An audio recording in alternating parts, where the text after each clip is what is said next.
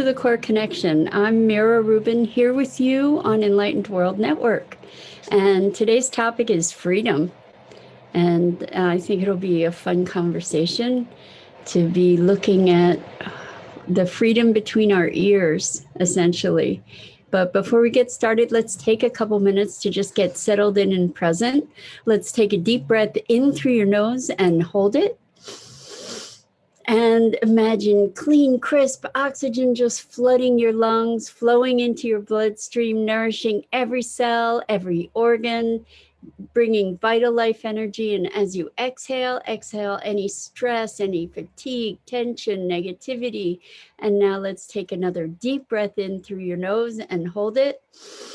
This time, imagine brilliant, bright light just coursing through every molecule, every electron, lighting up all your cells, enlightening and enlivening from the inside out. And as you exhale, exhale any remaining negativity, fatigue, toxicity, stress. And now let's just gently press our palms together really softly. Rub your fingers against your palms and feel the delicious sensation. Put your attention on your palms and feel that tickling and tingling and deliciousness. And bring yourselves present right here, right now. Welcome, welcome, welcome. Good morning, Irma. So good to have you here. And so good to have everybody else who's joining us today. It's Friday. It's Friday, and I thought that freedom would be a great conversation because if we look at how we define freedom, uh, we get to maybe expand our idea of what freedom means. Happy Friday to you, Rosalind. Welcome. It's great to have you here. So I was thinking about freedom and the way that we often, hello, Dorothy. Wow. Hello, old friend. It's great to have you here. Welcome, welcome. We're talking about freedom today and how we oppress ourselves with trauma, with certain beliefs, with certain ideas of how the world is. And I just thought it would be interesting to play with the idea of true freedom. Like, what would it be to be free of those free of the influence or the traumatic influence of the past, for example. What would it be to be completely free? Would we be free of our identity? What would that look like? What does it mean to be free to just be responsive to the moment? My thinking is that being completely present to the moment is the place where true freedom resides. And that, what are the implications of that? I'm imagining that it would be being free of our attachment to our beliefs. Good morning, Dennis. Welcome. Great to have you here. That if we are able to hold our perspectives with an open hand, hold our beliefs, for example, with an open hand, rather than our beliefs holding us, rather than being at the effect of our beliefs, for example, or being at the effect of the trauma of our past. Being at the effect of our physical condition, to be free of that, to be present, and to be holding that with open hand, in other words, and rather than it holding us, for us to be able to have those elements of being, but not identify with them. So Rosalind says we could energetically detach and free ourselves of attachments and beliefs that don't serve our higher selves. Exactly. And I'm wondering if ultimately, and this is a thought exercise, I'm wondering if our beliefs, if any of our beliefs serve our highest selves. Like who would we be without our beliefs? And I think it's an interesting question because we start talking about identity, and that maybe our identities are our ultimate master, our ultimate um, well, master.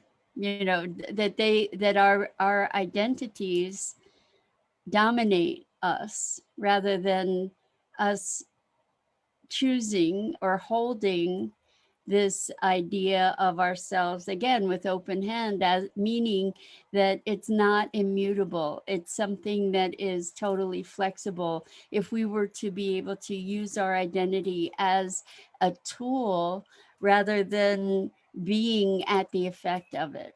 So energetically detaching and freeing ourselves, what would there be? What would be there if we are not who we believe ourselves to be? So we were talking the other day about lucid dreaming and about kind of moving into a realm of healing where we can access the commonly believed to be impossible. We were talking about Joe Dispenza, and good morning, Robert. Welcome. Great to have you here. We're talking about freedom today. And the freedom that we're talking about is kind of an existential freedom to be in a state where we are not at the effect of our experience, and meaning we're not being reactive, um, we're not living out past traumas and taking it into our present and forward into our future. And what does that look like? I mean, there's I because for me, freedom is the ultimate state, and I don't have a clear notion of the beingness of that. In that I have an idea about it, but I don't know what the actual experience of that freedom might be.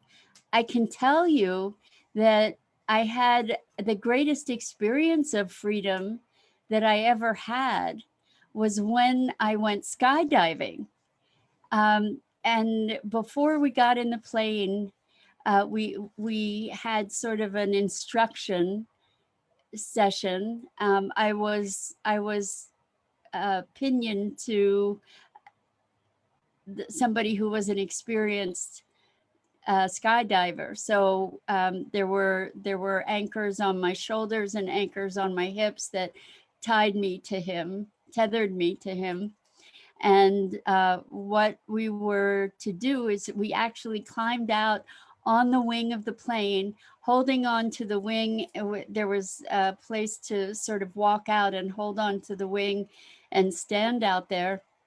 And then what we were to do is to let go and fall backwards. And and then I guess we flipped around. I don't even remember as I'm explaining it to you. And I was looking down at the earth, and it was moving toward me very, very quickly. And I realized that there was nothing I could do. I didn't know if I was going to live or if I was going to die.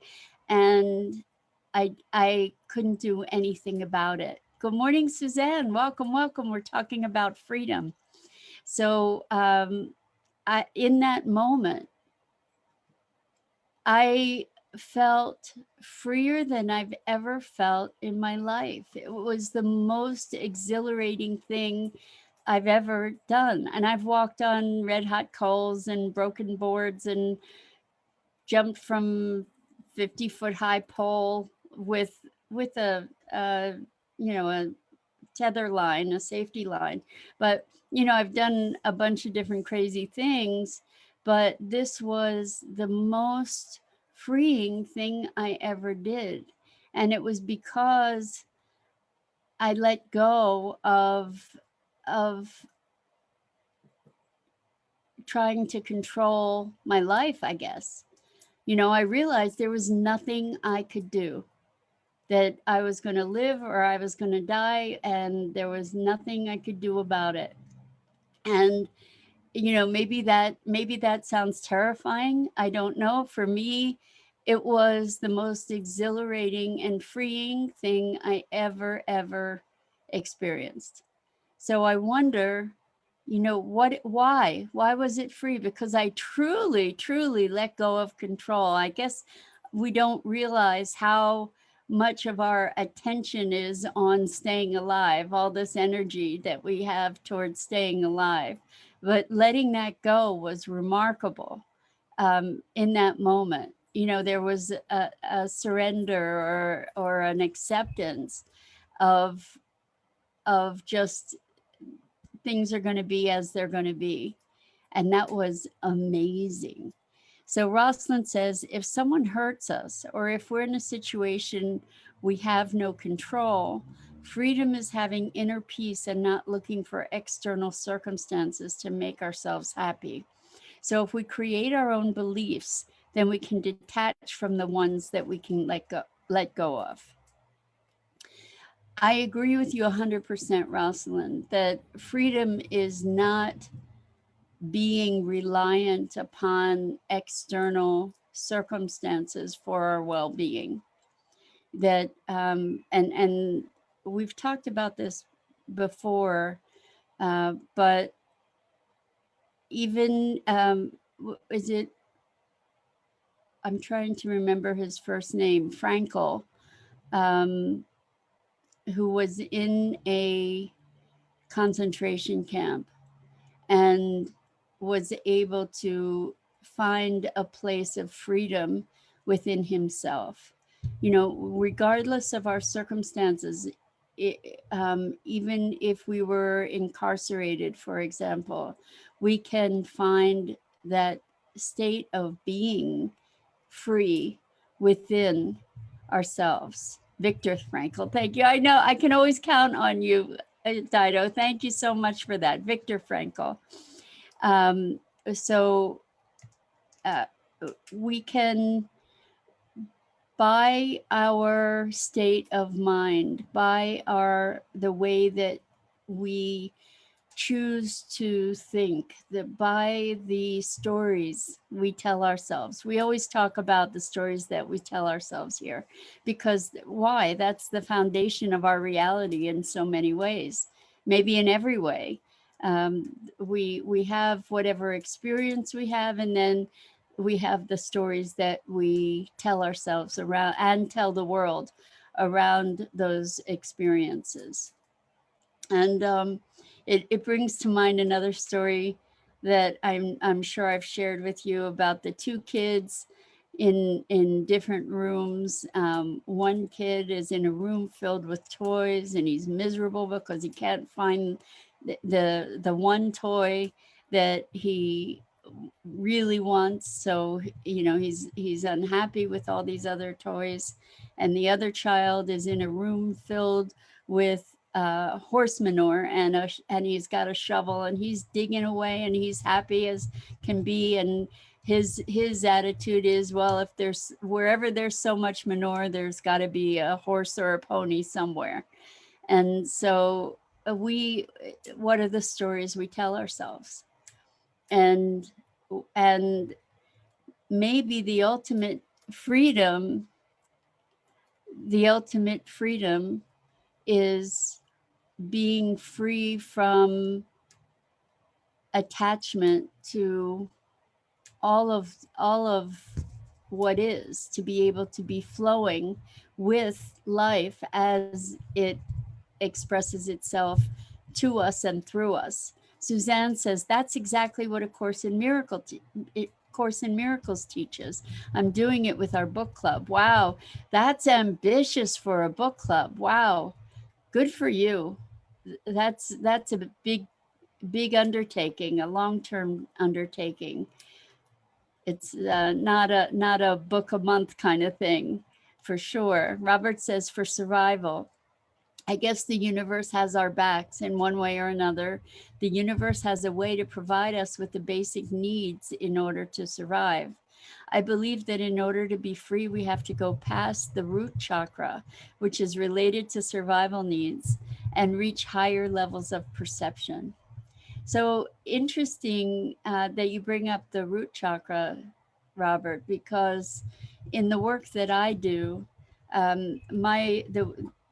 the reference that I use for the root chakra is survival, like literal physical survival, but also survival of identity and identity. Like that is a foundation of our being in our belief. So it's really, really interesting because most of the sessions that I do with people are based in the root chakra. Occasionally, it switches up to the heart, and very rarely one of the other chakras, but generally it's the root chakra. And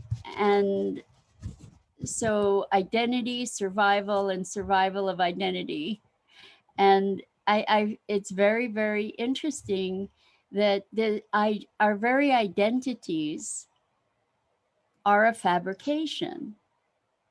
Who we believe ourselves to be, who we think we know ourselves to be. It's fabrication. So if we enter one of these meditations, for instance, that like the Joe Dispenza meditation, one of the things he says we are gods in the flesh. When we access these different states of being, these different states of consciousness, these different states of awareness, then we actually have the capacity to be transcending the limitations that we believe are scientific, actual, physical, real world limitations, real world with quotes around it. We talk about reality as if it's something that we actually can define. Like it's not reality to think that you can instantaneously heal a broken bone. Well, people have. It's not reality to believe that you can grow back your damaged liver, for example, or that you can have spontaneous remission from stage 4 cancer. But all of these things have been done. Even though we tend to have a belief around what reality is, and it doesn't usually encompass those things. So Robert says, I'm working on creating a master class in crystals, and I have a section that relates to the chakras, the 12 chakra system. Interesting. I don't think I have any familiarity with the 12 chakra system. I would be very curious. Is there literature on that, or is that where is that from? Is that something that you have discovered yourself, Robert? Or I'm curious. So interesting stuff when we look at our identity and how we become subject to it. We become subject to our beliefs about ourselves and about the world that we live in. And I've noticed in some of the session work that I've done with clients that people show up sometimes with a big issue that they are very attached to, very identified with, and have fear around letting go of that issue because then they don't know who they are, or they're afraid that they won't know who they are. In fact, that's not the experience. After, on the other side of the session, who they are is freer because they're not at the effect of whatever that thing was. But to imagine that we are our limitations, like what happens if all my life I've believed that I'm not enough, and then I'm able to go through a process that shifts my experience of beingness so that I experience being enough, or more enough, you know, or less insecure, less negative, for instance. It's interesting that we define ourselves by these things. And so today's conversation is about looking at how we can free ourselves from the notions of our beingness that are limiting us. Robert says, well, there are many interpretations of the chakras. I've seen a few different works and teaching about the 12 chakra system, and I recently discovered one that talks about the 22 chakra system, which I'm not yet familiar with. Thank you, Robert. Um, I wonder then how it's almost making me think, well, it is making me think of chakras as related to the meridian system, for instance, that there may be some correlation with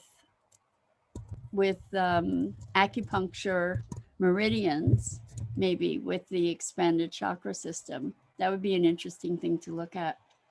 So again, we're talking about notions of reality, and when, I don't know if you have ever experienced a moment when your reality got shaken, where something happened that it just challenged your very notion of the way the world is, the way that things are.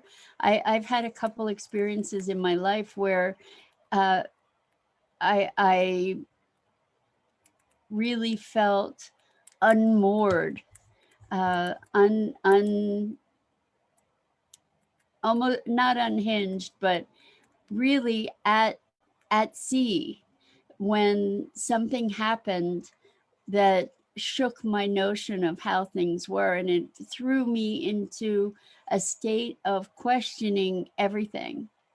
And it was so disruptive and terrifying in a way, because all of a sudden everything I thought I knew was kind of falling by the wayside. And it was very, very disorienting. And I'm wondering if this freedom from the ideas of who we are, freedom from the influences of our past, would that be tremendously disorienting, or would we be able to find a place of peace in that emptiness, so to speak? And I know, Irma, you've been wrestling with finding peace in the emptiness that is emerging, which is a beautiful, beautiful thing, and also disquieting at first. Rosalind says, Master Stephen Coe had guided meditations on Facebook that are about 30 minutes. He spends 20 minutes explaining different topics about what to let go. And then the last 10 to 15 minutes is a guided visualization to help energetically release these attachments. That's awesome, Rosalind. That's kind of a brilliant thing. I do I think that that's a great process for uh, uh, uh, for using meditation. or guided visualization or self-hypnosis, even we could call it, where you get present to an issue that's going on in your body or your being, and then have a guided meditation to then release whatever that is. It sounds really, really powerful. Thank you for sharing that. And Robert says, in my course, I'll talk about the system that includes the 7 main chakras, then the Earth Star chakra, Soul Star chakra, and 4 chakras above the Soul Star. Well, now you've given me some homework, Robert. I get to go check out this 12 chakra system.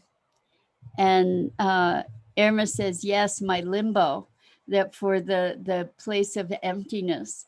And so this place of emptiness, I think we can equate it with freedom and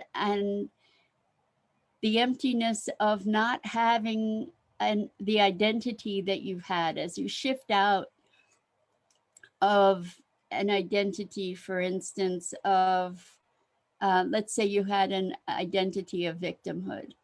As you shift out of that notion of victimhood, perhaps there might arise this, well, okay, if I'm not a victim, who am I? What am I? You know, and there's this emptiness and a place of perhaps quiet and a a sense of unfamiliar peace. And that unfamiliarity can be really it can be very disquieting. So I as we expand into freedom, maybe it needs to be a gradual falling away. Hello, Elaine. Welcome, welcome. Great to have you here. Maybe the path to freedom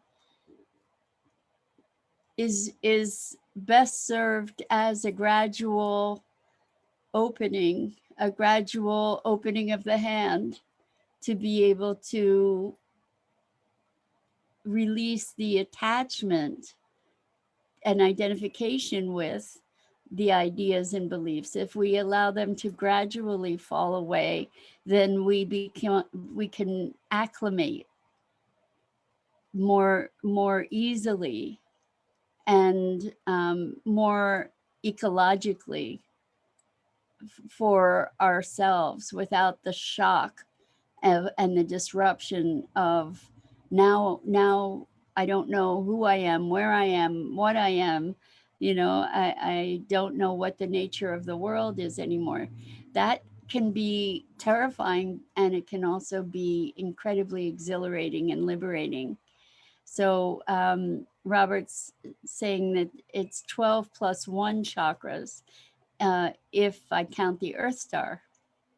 Well, I'm gonna learn about this for sure. Very interesting. I think that it's I think about systems and our tendency to overcomplicate things. Not to say that it's not valid in some respect. I personally really appreciate simplicity. And I think um, our intentionality manages to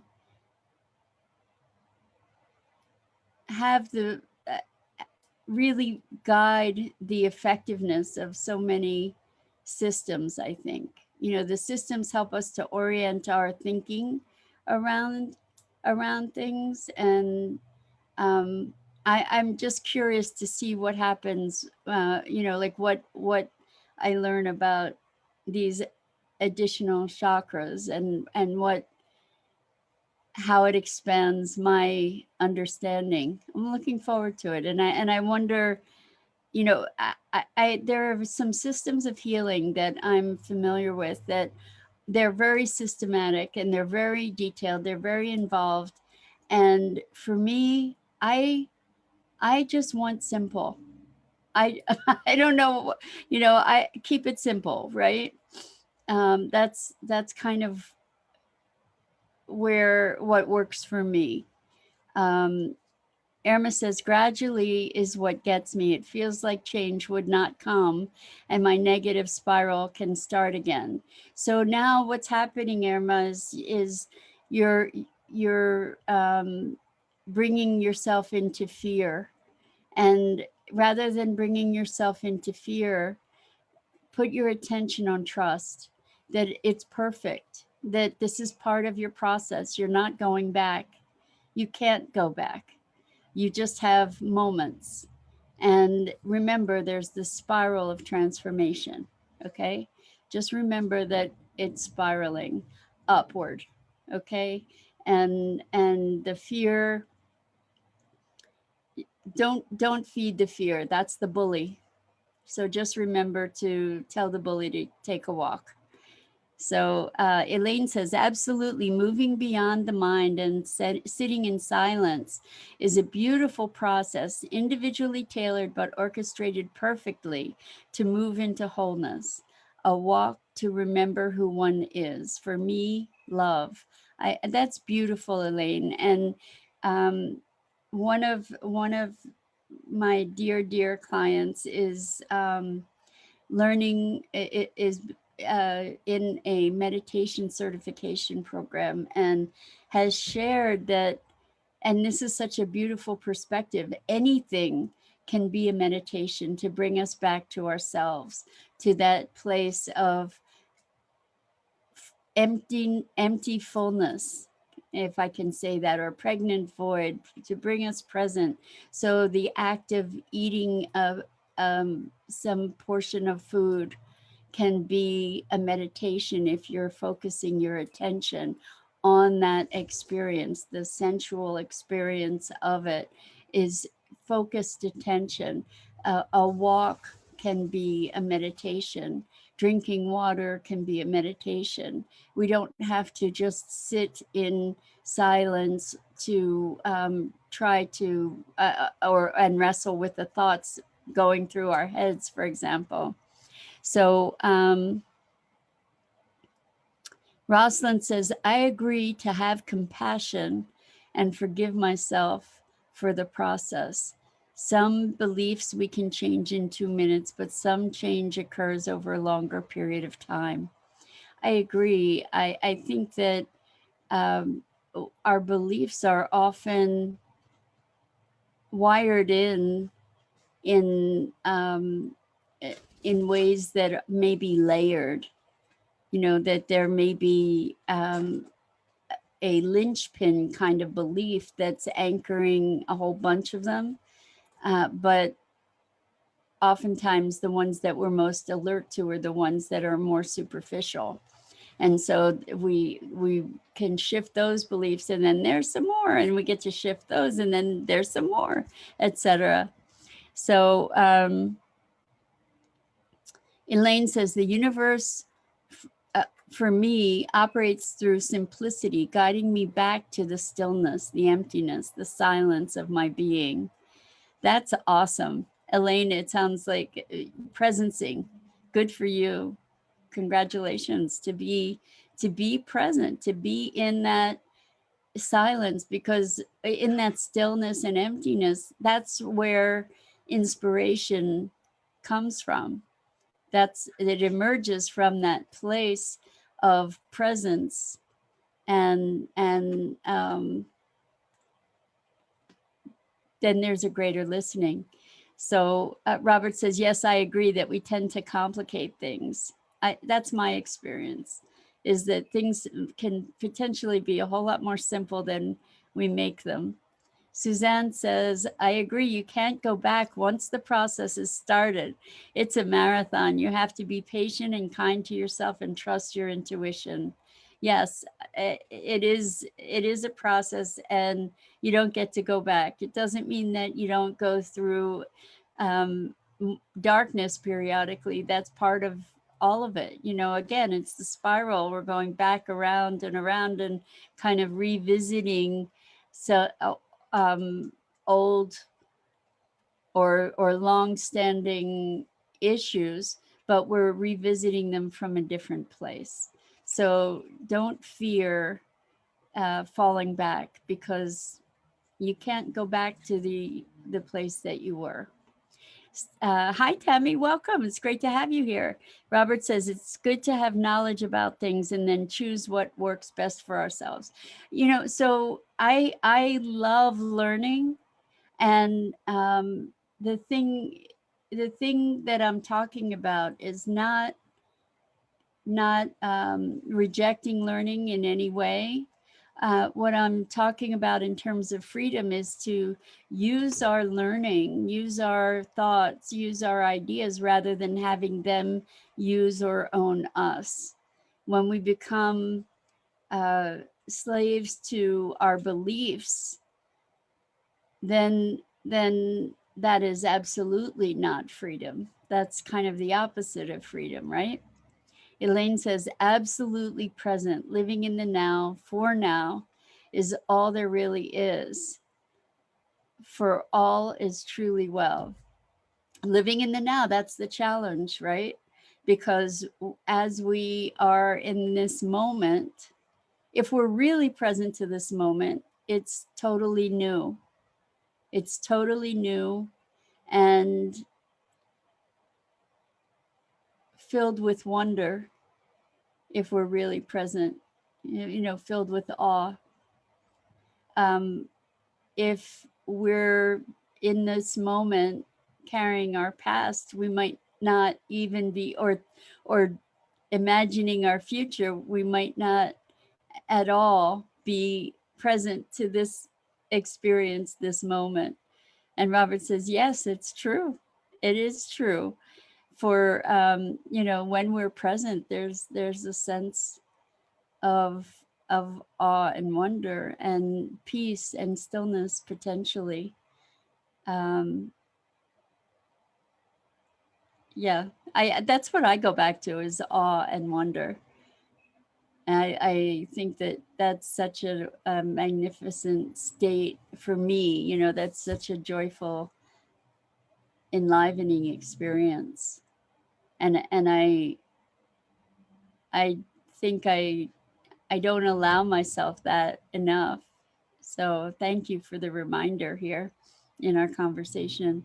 So I just want to say thank you all for, again, joining me in a great conversation, all your contributions, and it's uplifting and such a wonderful experience for me to be having these dialogues with you. It's really, really a gift. So thank you, thank you, thank you.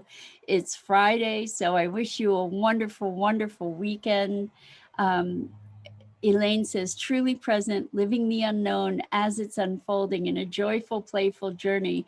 May we all have that, Elaine. May we be able to be living life through those moments.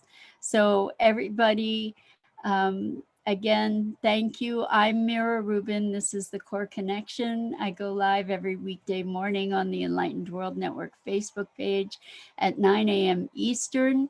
And please check out the awesome programming on Enlightened World Network. And Robert says, and sometimes it's the knowledge that gives us freedom, especially in court, knowing their terminology. Yes. And on that note, so, Hope, I'm so glad you were here joining us. Well, enjoy your weekend, everyone. And I hope to see you again here soon. And let's create more expansive freedom for ourselves, liberating ourselves, and enjoy. Take care.